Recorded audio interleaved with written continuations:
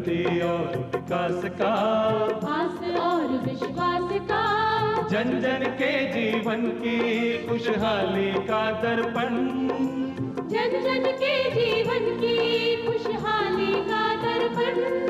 ये है कृषि दर्शन, ये है कृषि दर्शन, ये है कृषि दर्शन। नमस्कार, स्वागत, अभिनंदन। भारत सरकार के कृषि मंत्रालय के कार्यक्रम कृषि दर्शन में आपका बहुत बहुत स्वागत है और मैं हूं आपके साथ दीपा सिंह। किसान भाइयों, कहते हैं कि ज़िंदगी का रास्ता कभी बना बनाया नहीं मिलता, हमें इसे खुद ही बनाना पड़ता है और जैसा रास्ता होता है वैसे ही मंजिल होती है। और मंजिल को मिलने के बाद जो उसकी अनुभूति होती है वो वाकई में रोमांचित करने वाली होती है। आज इसी अनुभूति को बांटने के लिए, उसका हिस्सा बनने हम पहुंचे हैं सीकर जिले के दाता कस्बे में। आज हम यहाँ मिलेंगे प्रगतिशील और नवाचारी किसान और कृषि वैज्ञानिक डॉक्टर सुंदराम वर्मा जी से। जानेंगे इनकी उपलब्धि के बारे में, जानेंगे इनकी नई तकनीक के बारे में। हमारी खास प्रस्तुति किसान की बात किसान के साथ के अंतर्गत। तो चलिए देर किस बात की, आइए शुरू करते हैं आज का कार्यक्रम। लेकिन उससे पहले देख लेते हैं खबरें खेती की।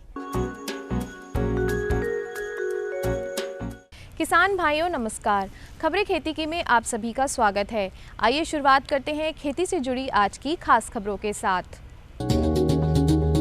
भरतपुर में पेस्टिसाइड मैनेजमेंट सर्टिफिकेट कोर्स की हुई शुरुआत, भीलवाड़ा में कृषक वैज्ञानिक संवाद का हुआ आयोजन और GEAC बैठक में 11 बीटी कपास की किस्मों को मिली मंजूरी।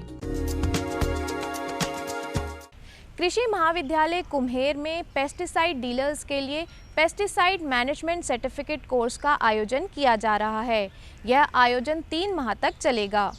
कृषि महाविद्यालय कुम्हेर में पेस्टिसाइड डीलर्स के लिए पेस्टिसाइड मैनेजमेंट सर्टिफिकेट कोर्स के प्रशिक्षण कार्यक्रम का आयोजन किया जा रहा है। यह कार्यक्रम 12 सप्ताह तक चलेगा। कार्यक्रम में कृषि महाविद्यालय कुम्हेर के डीन डॉक्टर उदयभान सिंह ने कहा कि यह प्रशिक्षण 2017 से पहले पेस्टिसाइड का कारोबार कर रहे डीलर्स के लिए आयोजित किया जा रहा है। इसके बाद पेस्टिसाइड डीलर का लाइसेंस लेने के लिए कृषि स्नातक की डिग्री अनिवार्य होगी।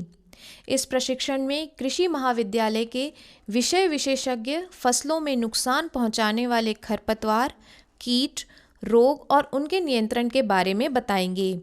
कार्यक्रम में संयुक्त निदेशक कृषि देशराज सिंह ने पेस्टिसाइड की फसल उत्पादन में भूमिका और उनके दुष्प्रभाव के बारे में बताया। उन्होंने फसलों में कीट और बीमारियों के संबंधित प्रबंधन पर बल दिया।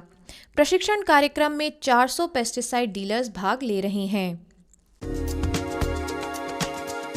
भीलवाड़ा में कृषि विज्ञान केंद्र शाहपुरा ने बराणा में कृषक वैज्ञानिक संवाद का आयोजन किया। इसके दौरान किसानों को कृषि संबंधी नई जानकारियां दी गईं। कृषि विज्ञान केंद्र शाहपुरा के बराणा गांव में 1 दिवसीय किसान वैज्ञानिक संवाद का आयोजन किया गया। आयोजन में मुख्य अतिथि के रूप में बोलते हुए पूर्व विधायक हंगामी लाल मेवाड़ा ने कहा कि आय बढ़ाने के लिए किसान परंपरागत तौर तरीकों में कृषि की आधुनिक तकनीकों का समावेश करें, साथ ही उन्नत कृषि यंत्रों का उपयोग बढ़ाएं। आयोजन के दौरान MPUT बॉम के सदस्य विष्णु कुमार पारिक ने किसानों को कृषि विज्ञान केंद्र के वैज्ञानिकों की नई तकनीकों से अवगत कराया। वहीं वरिष्ठ वैज्ञानिक डॉक्टर CM यादव ने किसानों को समन्वित कृषि प्रणाली, जैविक खेती, वैज्ञानिक तरीके से पशुपालन, आवास और प्रबंधन के साथ मुर्गी पालन करने की तकनीक की जानकारी दी। आयोजन में शस्य वैज्ञानिक KC नागर ने बीज उत्पादन, प्रमुख किस्में, खरपतवार नियंत्रण जैसी तकनीकों के साथ कृषक उत्पादक संगठन की स्थापना और कृषि उपज भंडारण के बारे में जानकारी दी। भारतीय कृषि अनुसंधान परिषद ने पंजाब, हरियाणा और राजस्थान के लिए 11 बीटी कपास किस्मों को मंजूरी दी है। इनका मूल्यांकन देश के 6 स्थानों पर किया जा रहा है। भारतीय कृषि अनुसंधान परिषद की जेनेटिक इंजीनियरिंग मूल्यांकन समिति ने पंजाब, हरियाणा और राजस्थान के लिए 11 बीटी कपास संकर किस्मों की सिफारिश की है। गौरतलब है कि पिछले दिनों विशेषज्ञों की टीम ने 2022 के सीज़न के लिए सिफारिश की जाने वाली नरमे की संकर किस्मों का निरीक्षण किया था। केंद्रीय कपास अनुसंधान संस्थान के प्रमुख डॉक्टर SK वर्मा ने कहा कि GEAC कपास परीक्षण पंजाब, हरियाणा और राजस्थान राज्यों में 6 स्थानों पर आयोजित किए जा रहे हैं। उन्होंने कहा कि इन परीक्षणों के तहत उत्तर भारतीय परिस्थितियों में कीटों, रोगों और खेती के लिए उपयुक्तता की विभिन्न BT कपास संकर किस्मों का परीक्षण किया जा रहा है। श्री वर्मा ने कहा कि टीम को केंद्रीय कपास अनुसंधान संस्थान ने विकसित देसी और अमरीकी कपास की किस्मों को दिखाया है। किसान भाइयों, खबरें खेती की में आज इतना ही। आप देखते रहिए कृषि दर्शन। नमस्कार। किसान भाइयों और बहनों, कार्यक्रम में एक बार फिर आप सभी का बहुत बहुत स्वागत है। और जैसा कि आप सभी जानते हैं कि आज कृषि दर्शन की टीम पहुंची है सीकर जिले के दाता कस्बे में, और आज हम यहां मिलेंगे प्रगतिशील और नवाचारी किसान और कृषि वैज्ञानिक डॉक्टर सुंडाराम वर्मा जी से। और आपको बता दें कि सुंडाराम वर्मा जी को भी हाल ही में पद्मश्री पुरस्कार से सम्मानित किया गया है। इन्होंने 1 लीटर पानी में पौधे उगाने की तकनीक को विकसित किया है और इसी उपलब्धि के लिए इन्हें पद्मश्री अवार्ड से सम्मानित किया गया। तो चलिए आप और हम मिलकर स्वागत करते हैं हमारे प्रगतिशील नवाचारी किसान और कृषि वैज्ञानिक डॉक्टर सुंडाराम वर्मा जी का। डॉक्टर सुंडाराम वर्मा जी, आपका हमारे कार्यक्रम कृषि दर्शन में बहुत बहुत स्वागत और अभिनंदन। और आपको कृषि दर्शन परिवार और दूरदर्शन परिवार की तरफ से पद्मश्री अवार्ड के लिए ढेरों बधाइयाँ और शुभकामनाएं। धन्यवाद। तो सुंडाराम जी, सबसे पहले तो आप हमें ये बताइए कि आपने जो 1 लीटर पानी में पौधे उगाने की तकनीक को जो इजाद किया है, उसके बारे में आप हमारे किसानों को बताइए कि वो आपने कैसे किया। देखिए, जो बरसात का पानी है वो बरसता है और ज़मीन में अवशोषित हो जाता है। वो वापस 2 कारणों से बाहर निकलता है। पहला कारण है कि जो ज़मीन में घास फूस उगते हैं, खरपतवार उगते हैं, उनसे 1 मीटर की गहराई का पानी जो है वो बाहर आ जाता है। और जब ज़मीन पड़ी हुई होती है तो क्या होता है कि उसमें भूमिगत जल की थोड़ी बहुत वाष्प बनती रहती है, और जब वो बाहर निकलती है तो उससे एक सुराख बनाती हुई बाहर निकलती है, और वो उस सुराखों से पानी बहुत गहराई का भी बाहर आ जाता है, और उसको हम वैज्ञानिक भाषा में कैपिलरी एक्शन कहते हैं। तो सुराखों से निकलने वाला पानी और खरपतवार से नुकसान होने वाला पानी, इन दोनों कारणों को अगर हम हटा दें तो फिर वो पानी ज़मीन में ही पड़ा रहता है, और उस ज़मीन में अगर हम पौधा लगाएं तो वो पौधे के काम आ सकता है।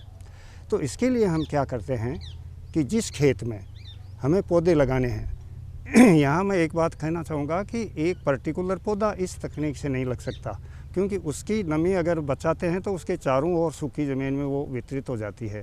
तो इस तकनीक से जो पौधे लगते हैं वो पूरे ब्लॉक में लगते हैं, चाहे छोटा हो, 1 बीघे का हो, 10 बीघे का हो, 100 का हो, कितना ही हो, लेकिन एक थोड़ा एरिया चाहिए ताकि उसकी पूरी नमी को रोका जाए। नमी रोकने के लिए हम जिस जगह हम पौधा लगाना चाहते हैं वहाँ 2 गहरी जुताई करते हैं। जो 2 गहरी जुताई करते हैं उसका दोनों का जो समय है वो एक निश्चित है। पहली जुताई पहली मानसून की अच्छी बरसात के बाद में जब अंकुरण हो जाता है, लगभग 5-6 दिन में घास का अंकुरण हो जाता है, तो उस समय जब जुताई करते हैं तो उससे पूरी की पूरी जो खरपतवार है वो नष्ट हो जाती है। खेत को वैसे ही पड़ा रहने देते हैं, और उसके बाद में जब आखिरी मानसून आता है, आमतौर पर अपने राजस्थान में सितंबर में आखिरी मानसून आता है, तो जब आखिरी मानसून आता है उस समय एक गहरी जुताई कर देते हैं। आमतौर पर जो गहरी जुताई है वो 1 फीट गहरी होती है, तो गहरी जुताई मानी जाती है। तो दूसरी जुताई करने के बाद में बची कुची खरपतवार भी नष्ट हो जाती है, और जो सुराखें हैं वो भी टूट जाती है। अब ऊपर की जो 1 फीट की जो सतह है उसमें नए सुराखें हैं और नई कोई घास है, लेकिन 1 फीट के नीचे की जो जगह है उसमें सुराखें बनी हुई होती है, और उनसे पानी बाहर निकलने की कोशिश करता है तो बाहर तो आ नहीं पाता, और जितनी गहराई तक हमने जुताई की है उसकी निचली सतह पे आकर वो इकट्ठा होता रहता है। अगर हम पौधा इस तरह से लगाएं कि उसकी जड़ें उस जगह हो जहाँ कैपिलरी एक्शन का या सुराखों से निकलने वाला पानी इकट्ठा हो रहा है, तो उस पौधे को अतिरिक्त पानी की ज़रूरत नहीं होती, वही पानी उसके लिए पर्याप्त होता है। तो इसके लिए हम क्या करते हैं कि जिस समय दूसरी जुताई करते हैं उसके तुरंत बाद एक 4 या 5 इंच लंबा चौड़ा, लेकिन गहराई जो उसकी है वो 1.5 फीट होती है। और उस 1.5 फीट गहराई में जब हम पौधा लगाते हैं तो नीचे का 1 फीट का हिस्सा पौधा लगाने में कवर हो जाता है और बाकी जो ऊपर का 6 इंच बचता है उसमें 1 लीटर पानी डाल देते हैं। फिर उसमें अतिरिक्त पानी डालने की कभी ज़रूरत नहीं होती। और 4-5 दिन जब पौधा लगाने के बाद में वो जो गड्ढे में जहाँ पौधा लगाया गया है उसकी पपड़ी थोड़ी सख्त हो जाती है तो उसमें एक हल्की सी निराई गुड़ाई और कर देते हैं ताकि वहाँ बनने वाली सुराखों से भी पानी बाहर नहीं निकले। तो न गड्ढे से पानी बाहर निकल रहा है न ज़मीन से पानी बाहर निकल रहा है। जो पानी है वो 1 फीट नीचे जहाँ तक जुताई की हुई है वहाँ आकर इकट्ठा हो रहा है और हमने जो पौधा लगाया है उसकी जड़ें भी उसी जगह है जहाँ वो पानी इकट्ठा हो रहा है। तो वही पानी पौधा साल भर लेता रहेगा और उसको अतिरिक्त पानी देने की ज़रूरत नहीं होगी। होता यह है कि हर 3 महीने बाद में जब ज़मीन पड़ी रहती है तो उसमें फिर सुराखें बनना शुरू हो जाती है। तो हर 3 महीने बाद में यानी अगले मानसून के पहले 3 या 4 बार उस पूरी जो ज़मीन है उसकी निराई गुड़ाई कर देते हैं, चाहे हाथ से करें या कोई ट्रैक्टर से करें या किसी और औजार से करें, लेकिन 2 या 3 बार या ज़्यादा से ज़्यादा 4 बार अगले मानसून तक निराई गुड़ाई कर देते हैं हल्की। और मई जून की जो तेज़ गर्मी है 50 डिग्री का भी अगर टेम्परेचर है तो वो पौधा इस तरह से दिखेगा कि कोई झील के किनारे खड़ा है। आप को जानकर ये आश्चर्य होगा कि जो हमारा जैसे सीकर ज़िले का बरसात का औसत 40 सेंटीमीटर है तो 40 सेंटीमीटर का मतलब है कि 1 वर्ग मीटर में 400 लीटर पानी उस ज़मीन में वहाँ अवशोषित होता है। अगर पौधे की जड़ें 1-1 मीटर भी जो साइड में चली जाए तो 4 वर्ग मीटर में कम से कम 1600 लीटर पानी ज़मीन में मौजूद होता है। इतना पानी ज़मीन में मौजूद होने के बाद में थोड़ा सा वाष्पन भी हो जाता है तो वो इतना पानी होता है कि उस पौधे के लिए पर्याप्त रहता है। सुनाराम जी, हमने सुना है कि आपने इस तकनीक से लगभग 50,000 से ज़्यादा पौधे उगाए हैं जी। तो ये पौधे आपने कहाँ उगाए हैं और कौन कौन से पौधे आपने उगाए हैं, इसके बारे में हमारे किसानों को बताइए। देखो, ये जो पौधे हैं उसमें छायादार पौधे भी हैं, जो चारा मिलता है ऐसे पौधे भी हैं, और जिनसे इमारती लकड़ी मिलती है वो पौधे भी हैं, और सीमित मात्रा में फलदार पौधे भी लगाए हैं।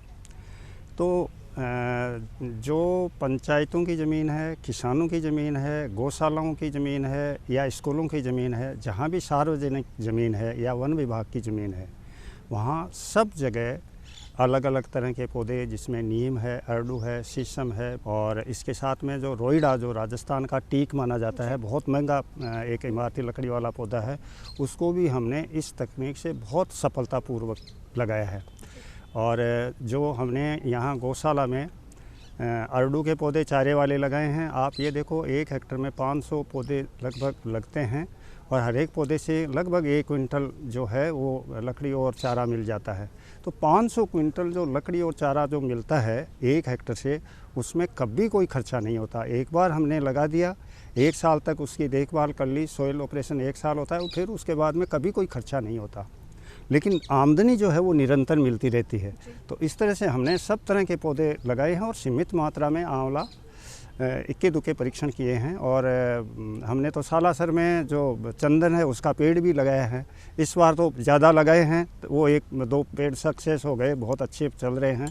और पिछले साल जितनी गर्मी भी नहीं पड़ी कभी, तो हम ये देख रहे हैं कि जो सहजन है, देसी सहजन है, उसका पेड़ बहुत अच्छी फलियां देता है और बहुत महंगी बिकती है वो। तो कहने का मतलब है कि हम ऐसे भी मॉडल तैयार कर रहे हैं कि जिसमें किसान के पास केवल और केवल खेत है, न पानी है, न और कुछ है, तो उसके बाद में भी उसको आमदनी कैसे मिल सकती है। तो इस तरह के पौधे हम ये जो है कुछ सीमित मात्रा में फलदार या चारा या इमारती लकड़ी ऐसे पौधे हम लगाने की कोशिश कर रहे हैं। और जोधपुर में लगाए हैं, चूरू में लगाए हैं, जयपुर में लगाए हैं, सीकर ज़िले में लगाए हैं। ये 4 ज़िले ऐसे हैं कि जो या तो मध्यम स्तर की बरसात है या फिर बहुत कम बरसात है। चूरू बहुत कम बरसात वाला ज़िला माना जाता है, लेकिन वहाँ भी ये तकनीक काफ़ी सफल है। सुंदराम जी, हमने सुना है कि आपने पारंपरिक फसलों के बीजों का संग्रहण भी किया है जी। तो वो आपने किस तरह से किया, और अगर हमारे किसान भाई इसका संग्रहण करें तो वो कैसे लाभान्वित हो सकते हैं? हमारा एक नेशनल लेवल पर एक नेटवर्क चलता है जिसको हम हनीबी नेटवर्क कहते हैं। तो मैं हनीबी नेटवर्क के माध्यम से एक कॉन्फ्रेंस में था, इंटरनेशनल क्रॉप साइंस कांग्रेस 1996 में।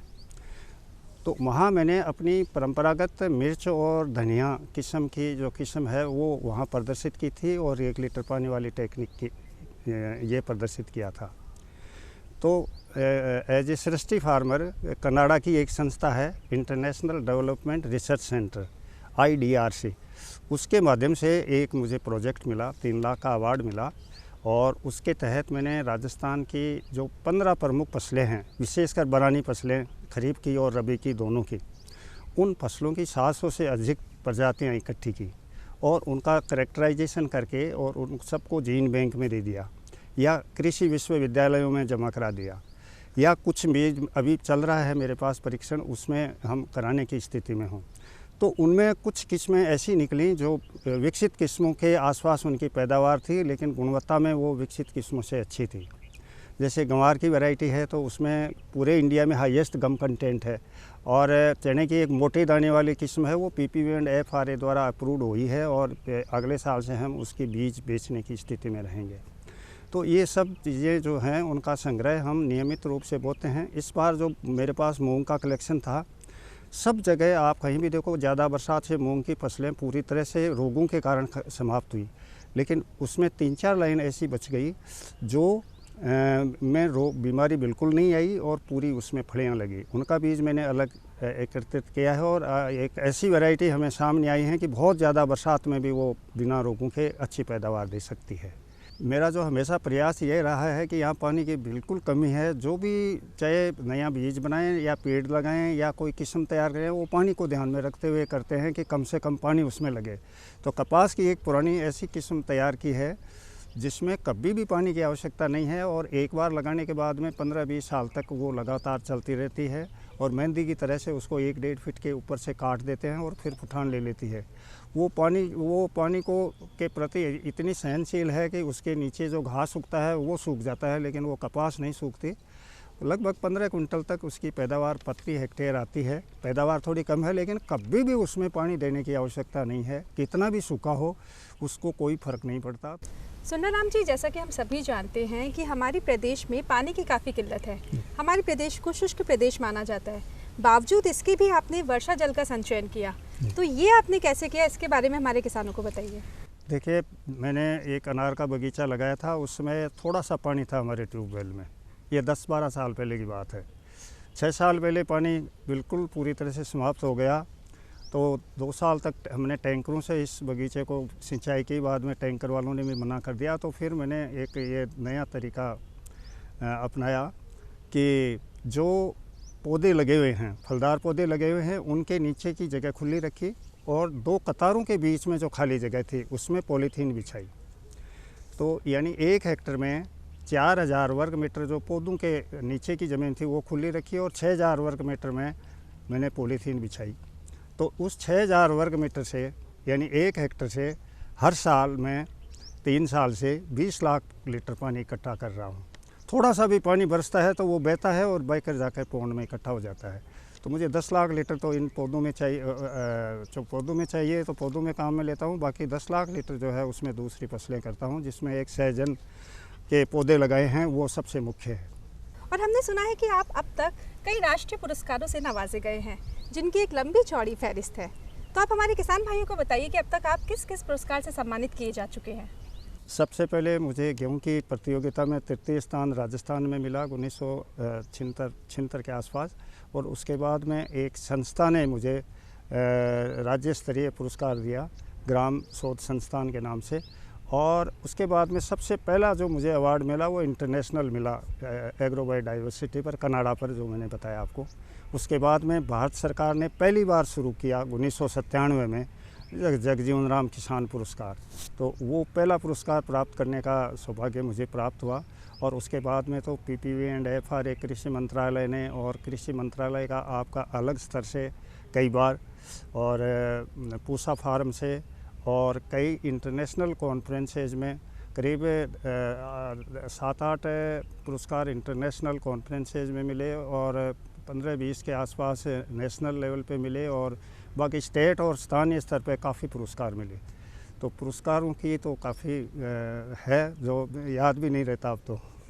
सुंदरराम जी, आपकी ये उपलब्धि हमारे सभी किसान भाई बहनों के लिए एक मिसाल है, एक रोल मॉडल है और हमारे किसान भाई बहन इस प्रेरणा से आगे बढ़ेंगे और उम्मीद है उनके लिए ये प्रेरणा हौसला और ताकत बनेगी।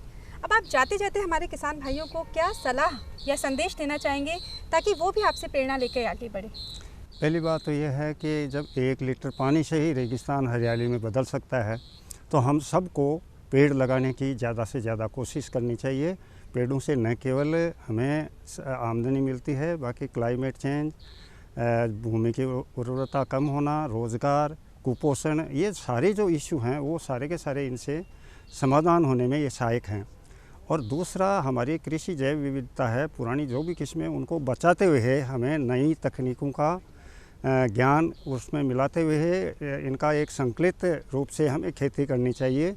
परंपराओं को भी अपनाएं, नई तकनीक को भी अपनाएं और जैव विविधता का संरक्षण करें और जितना हो सके उतना स्थानीय तरीक़ों से जल का संरक्षण करें और उनसे खेती करने की कोशिश करें और ये अगर काम होगा तो बहुत लाभदायक होगा।